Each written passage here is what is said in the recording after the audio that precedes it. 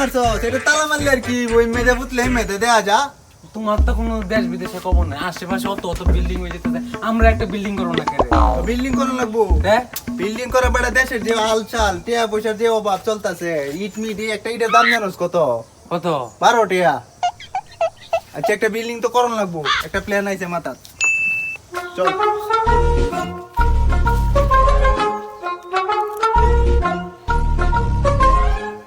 এমন চোখের লেগে